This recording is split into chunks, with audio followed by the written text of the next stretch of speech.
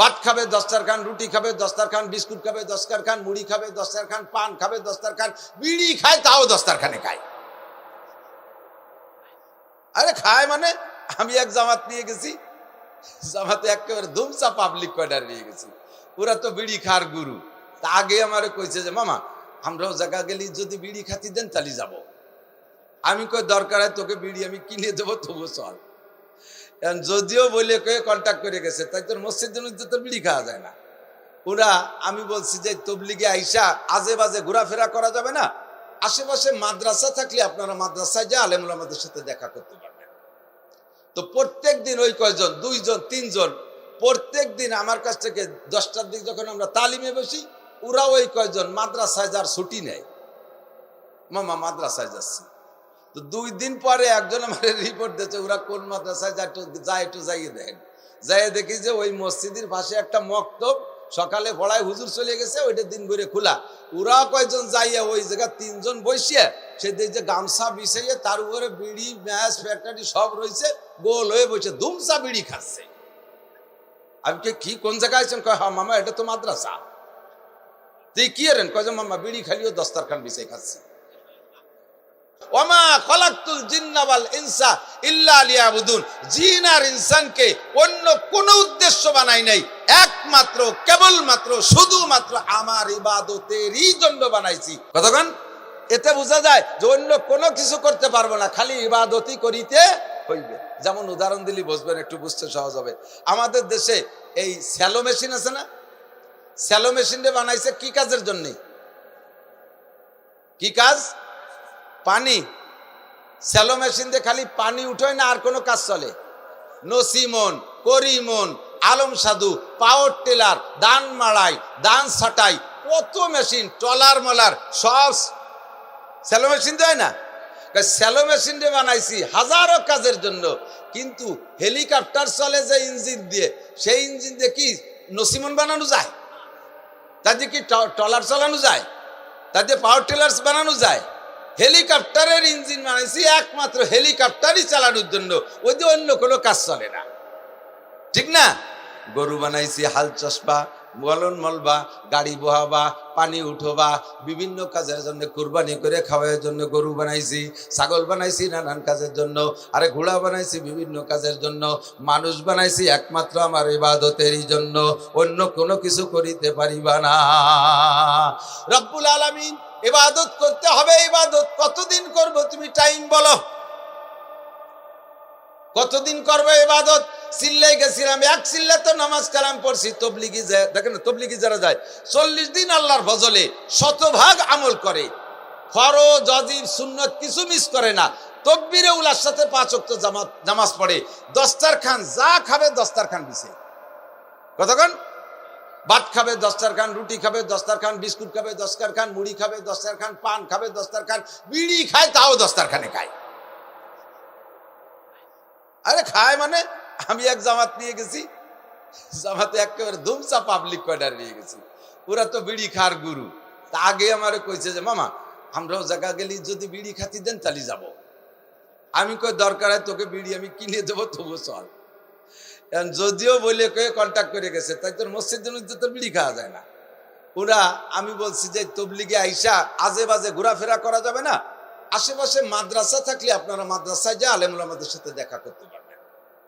তো প্রত্যেক দিন ওই কয়জন, 2 জন 3 জন প্রত্যেক দিন আমার কাছ থেকে 10টার দিক যখন আমরা তালিমে বসি, ওরা ওই কয়জন মাদ্রাসায় যার ছুটি নেয়, মামা মাদ্রাসায় যাচ্ছি। তো 2 দিন পরে একজন আমার রিপোর্ট দিয়েছে ওরা কোন মাদ্রাসায় যায়, একটু যাইয়ে দেন। যাইয়ে দেখি যে ওই মসজিদের পাশে একটা মক্তব, সকালে পড়ায় হুজুর চলে গেছে, ওইটা দিন করে খোলা। ওরা কয়জন যাইয়া ওই জায়গা 3 জন বসিয়ে সে দেখছে গামছা বিছাইয়ে তার উপরে বিড়ি ম্যাচ ফ্যাক্টরি সব রয়েছে, গোল হয়ে বসে ধুমসা বিড়ি খাচ্ছে। আমি কি কোন জায়গায় আছেন? কয় হ্যাঁ মামা এটা তো মাদ্রাসা। তুই কি এরেন? কয় যে মামা বিড়ি খালিও দস্তারখান বিছাই খাচ্ছে। তবলিগি এক চিল্লা 5 ওয়াক্ত নামাজ তাকবীরে উলার সাথে খানা দানা সবকিছু সুন্নতি, ফরজ সুন্নাত সব পালন করেছি। বাড়ি আসার পরেও কি দস্তারখান বিছাই খাইতে হবে? বাড়ি আসার পরেও কি নামাজ পড়া লাগবে? বাড়ি আসার পরেও কি ফরজ পালন করা লাগবে? তোমার ইবাদতের জন্য তুমি সৃষ্টি করেছো আল্লাহ, কতক্ষণ ইবাদত করব তুমি টাইম বলো। আল্লাহ কয় ওয়াবুদ রাব্বাকা হাত্তা ইয়াতিয়াকাল ইয়াকিন, যতক্ষণ পর্যন্ত আমার নিয়ামত ব্যবহার করবি অতক্ষণ পর্যন্ত ইবাদত করিতে হইবে। যখন আমার নিয়ামত ব্যবহার করা থেকে বিরত হয়ে যাবি আর আমার ইবাদত করা লাগবে না। ইদা মাতাল ইনসানু ইনকাতা আনহু আমালুহু, মরে যখন যাবি মানুষ, মরার পরে সব আমল বন্ধ। কবরে যে নামাজ নাই, কবরে যে রোজা নাই, কবরে যে হজ নাই, কবরে যে যাকাত নাই, কবরে যে জিকির নাই, কবরে যে তিলাওয়াত নাই, মরার পরে কোনো ইবাদত নাই। কারণ মরার পরে আমার নিয়ামত ব্যবহার করো না, আমি তোমার কাছে তার বেনিফিট বিনিময় চাই না। যতক্ষণ দুনিয়ায় বেঁচে থাকবি আমার অক্সিজেন ব্যবহার করবি, আমার ভাত পানি পান করবি, খাইবি আর পান করবি, অতক্ষণ ইবাদত করবি। ওয়াবুদ রাব্বাকা হাত্তা ইয়াতিয়াকাল ইয়াকিন, ইয়াকিন মানে মরণ, মরণ আসার আগ পর্যন্ত ইবাদত করিতে হইবে। কথা বলেন ঠিক কি ঠিক না? গত রমজানে রোজা রাখছি, এ রমজানেও কি রাখতে হবে? গতবার কুরবানি দিয়েছি, এবারও কি দিতে হবে? গতবার নামাজ পড়েছি, এবারও কি নামাজ পড়তে হবে? মাগরিবের ঈশার নামাজ পড়েছি, ফজরের নামাজও কি পড়তে হবে? বেঁচে যতক্ষণ আছো ইবাদত ততক্ষণ করিতে হইবে। কেন ইবাদত করব? কার? জিজ্ঞেস করছি। আল্লাহ সৃষ্টি তো তুমি করেছো, ইবাদত করব কার? আল্লাহ কয় ওয়াবুদ রাব্বাকা, ইবাদত করবা তোমার রবের। জোরে বলেন কার? রবের। রব কে? আল্লাহ আমার রব, ওই রবই আমার সব। রবের ইবাদত করব। কেন করব রবের ইবাদত? আমালি আলা আবুদুল্লাযী ফাতারানি ওয়া ইলাইহি তুরজাউন, যিনি আমাকে সৃষ্টি করেছে তার ইবাদত আমি কেন করব না? সৃষ্টি করেছে আমার আল্লাহ, আমাকে দেবদেবী সৃষ্টি করে নাই, আমারে সরস্বতী সৃষ্টি করে নাই, দুর্গা আমারে সৃষ্টি করে নাই, কালী আমারে সৃষ্টি করে নাই, লক্ষ্মী আমারে সৃষ্টি করে নাই, আরে লাত আমারে সৃষ্টি করে নাই, উজ্জা আমাকে সৃষ্টি করে নাই, মানাত আমারে সৃষ্টি করে নাই, 33 কোটি দেবদেবী কেউ আমারে সৃষ্টি করে নাই, আমারে সৃষ্টি করেছেন আমার আল্লাহ।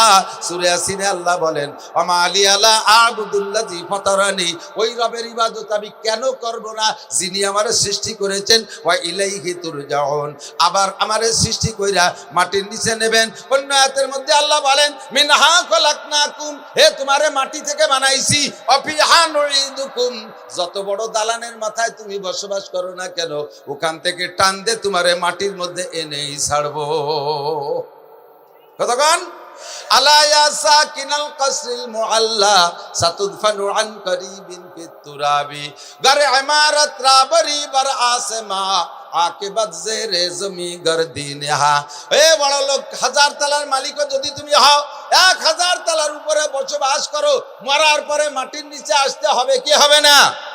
ওয়াইলাইহি তুরজাউন, মিনহা খলাকনাকুম, মাটি থেকে বানাইছি, অফিহা নুঈদুকুম, আবার মাটির মধ্যে এনেই ছাড়বো, অমিনহা নুখরিজুকুম। আরে ভয় তো আমার এই জায়গা, বানাইছে মাটি থেকে বানাইছে সেটা আল্লাহর ব্যাপার, মরে তো যেতেই হবে, মরে গেলাম মাটির মধ্যে চলে গেলাম, ওই পর্যন্ত যদি শেষ হয়ে যাইতো আর কোনো টেনশন থাকতো না, যা খুশি তাই করতে পারতাম। কিন্তু আর একটা কথা যে রয়ে গেছে লাস্টে, অমিনহা নুখরিজুকুম, আবার এই মাটি থেকে তোমাকে আমাকে বের করাই হবে।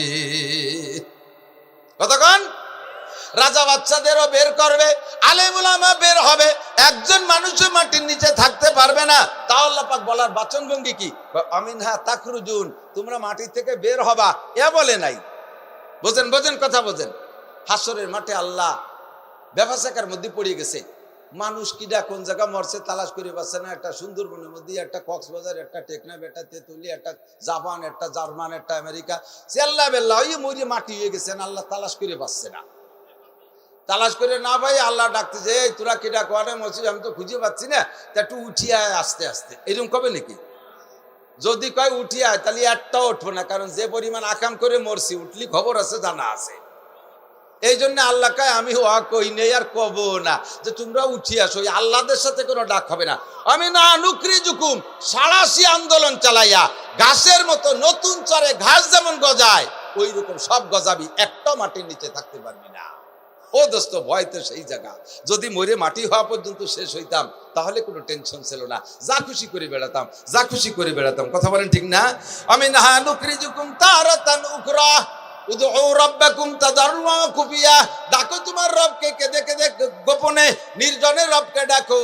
আর ওয়াবুদ রাব্বাকা হাত্তা ইয়াতিয়াকাল ইয়াকিন, তোমার রবের ইবাদত করো মরণ আসার আগ পর্যন্ত। আল্লাহু আকবার। জানতে চাইলাম রব্বুল আলামিন ইবাদতের কোয়ালিটি হবে কেমন, কিরম ইবাদত করলে তুমি খুশি। আমরা তো ইবাদত করি, তুমি খুশি না বেজার তা তো বুঝি না। আল্লাহ পাক রব্বুল আলামিন বলেন, ওয়ামা উমিরু ইল্লা লিয়াবুদুল্লাহা মুখলিসিনা লাহুদ্দিন। খুব লক্ষ্য, ওয়ামা উমিরু ইল্লা লিয়াবুদুল্লাহা মুখলিসিনা লাহুদ্দিন। যত ইবাদত করবে সব ইবাদত ইখলাসের সাথে করবা। ইখলাস বলা হয় একমাত্র কেবলমাত্র আল্লাহরই জন্য ইবাদত। ইবাদতের মধ্যে ওয়ালা ইউশরিক বিইবাদাতি রাব্বিহি আহাদা, যে ইবাদতই করবা ওই ইবাদতের মধ্যে আল্লাহর সাথে কেউরে শরীক করতে পারবা না। কথা কন। নামাজ পড়ি কার জন্য? জোর হলো না। নামাজ পড়ি কার জন্য?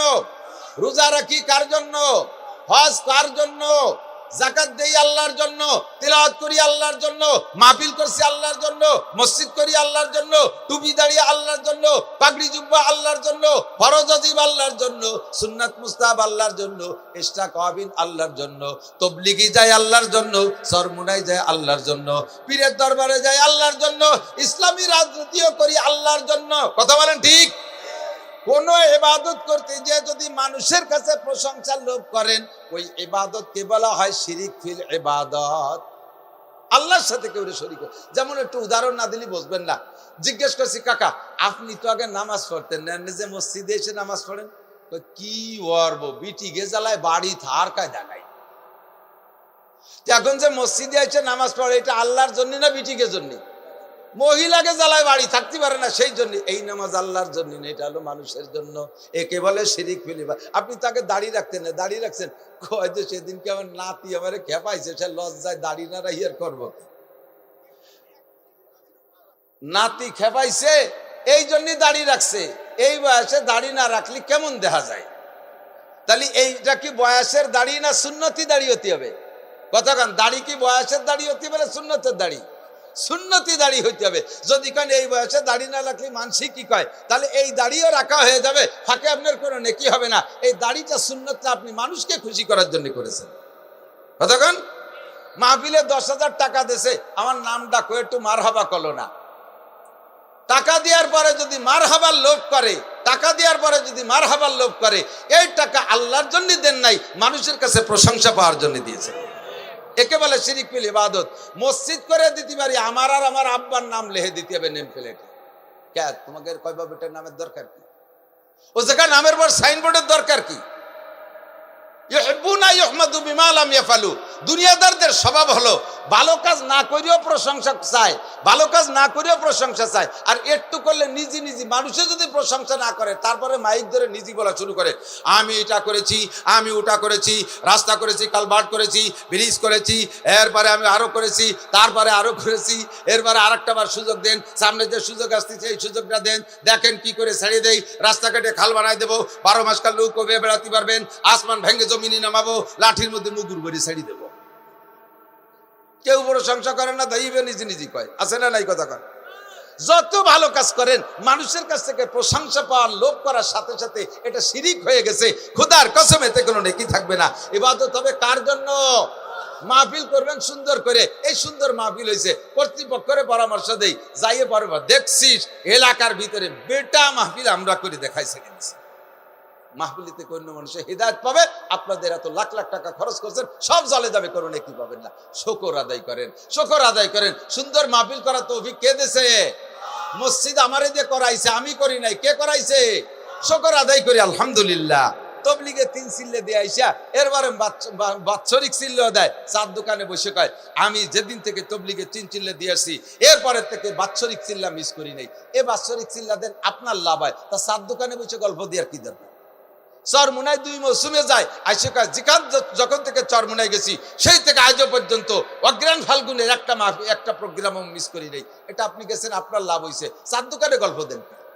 তার মানে মানুষে বুঝুক যে তুমি তবলিগে খুব যাও, তুমি তবলিগে খুব যাও। নামাজ পড়ি, রোজা রাখি, দান করি, খয়রাত দেই, মসজিদ করি, মাদ্রাসা করি, জিকির করি, ফিকির করি, যাহা কিছু করি, তিলাওয়াত করি, সব করবো একমাত্র আল্লাহর জন্য। আল্লাহ কয় আমা উমিরু ইল্লা লিয়াবুদুল্লাহ মুখলিসিনা লাহুদ্দিন, ইবাদত করবে ইখলাসের সাথে আল্লাহরই জন্য, এর মধ্যে কোনো প্রকার শিরিকের গন্ধ যেন না থাকে। কথা কন।